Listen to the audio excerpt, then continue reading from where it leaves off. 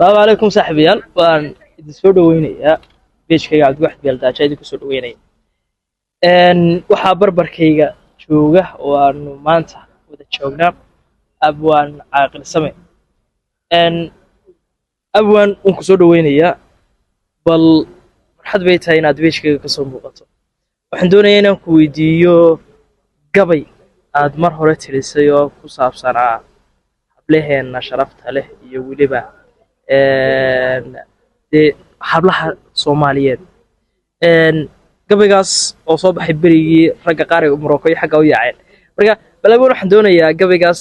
iyo inaad nala wadaagto bulshada soo bandhigto Cabdiwaxid oo aad baa ku salaamayaa adiga iyo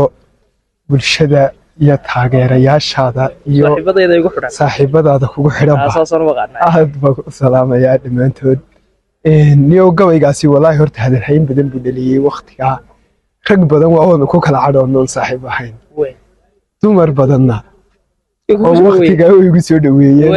rag badanna waa ku kala dhimanay waxay yiraahdeen ba xeerkii ragga waa dhaafto dumarkii bad nooga heelisay marka de kulli waqti adag buuxa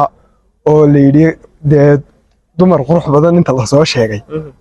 raggii ba wada yaco oo dajibiyay maansadaasi waxay odhanaysay adduunyada madow iyo cadaan midab kastoo jooga ifka waxa marlay jira haddii meel la wada keeno haddii magane qurux loo tartamo maanta waxa jooga Soomaali midabkay heshay mawle ugu deeqay hablaheenu ugu mudan khalqiga madalay joogaan waa muraayad wacan runtii laga dhex muuqda waa muraayad ruuxii hela abid masuugayna waa muraayad kii mehersada maalka bixiya inta magaca dumar sheegatana umiyaha maanta Morocco Hindiya Asia ma Mareykanba Masar iyo Cumaan iyo Bahrain Arab mugeedo dhan miyaan meel la dhigaya hablaha midabka Soomaaliya qol baar madow uu ku jiro midab samow awrku maaliyeero qoriga iyo miigano faraska bilyan dollar baa laga baxshay iyo milyoonaado in ka badanna way mudan yihiin maalin la horo hablaheenu ceeba ka madan madalay joogaanba masayrkoodu dhaawaca qalbiga miiriya iyo miyo misad gobanimay leeyihiin waana lay marage bal maxaan Marookadan ku faliloo mashxaradayo anoo helaya inan miigano muule dhaqansiiyay anoo helaya maarin dalaal sharaf ku maamusan anoo helaya marwad diin leh oo joogta midigtaydan bal maxaan Marookadan ku faliloo mashxaradayo ana xaal ku maamusan sharaf mugeedo dhan anigaan marnaba eegan karin murugta